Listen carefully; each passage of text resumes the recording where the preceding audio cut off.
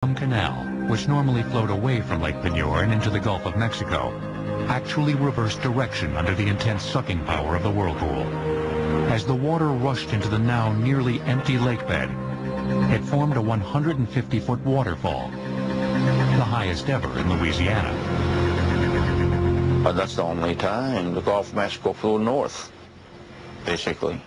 So that's a lot of water to fill up that hole. As the water rushed into the mine, its rapid displacement of the underground caverns shot a deafening blast of compressed air, and later, a 400-foot geyser up from the mine shaft. To see something like this, it was terrible, really. I thought it was the end of the world. It took 2 days for the canal's water to fill up the mine and Lake Peigneur. When the water pressure equalized, 9 of the 11 sunk barges popped up like corks in a bathtub. The drilling operation and the underground salt mine were complete losses. The cause of the disaster was never officially determined, since all the evidence was at the bottom of a 1,500-foot water-filled salt mine. But there's no definitive evidence that the mine itself was structurally unsound. The culprit was most likely a 14-inch wide drill bit. This engineering disaster did have at least one positive effect. It made Lake Peigneur a little more interesting. It's a shallow lake, and now we have part of it that's a deep lake. So it's changed the type of fish that live in the lake, and we catch redfish and saltwater species. See little pictures of like the queen walking with like an apple or an orange, and she would have cloves in it and some cinnamon and some nutmeg on it.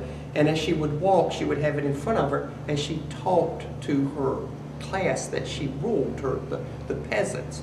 What she was really doing is because the smell of the peasants was so bad, because they hadn't had baths and did not keep their clothes clean. She would keep this under her nose, and it was a source of perfumery.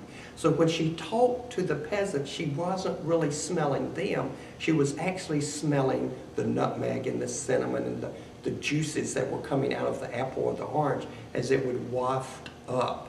And that way it was easier for her to talk to more people. They also used to have a little brace, a little necklace they would wear. And this necklace would actually be filled up with little pieces of potpourri. So when you'd see the queen or the knights talking to the people, a lot of times they would be pressing these things. What they were really doing is cracking the potpourri so the essential oils came out and the fragrance would waft up again. That's the history of perfumery. It's not like it's used today with us. It was used because it was essential back during the medieval times. There is a place where you can go, learn something new and always stop to say hello. Walk through the trees, enjoy the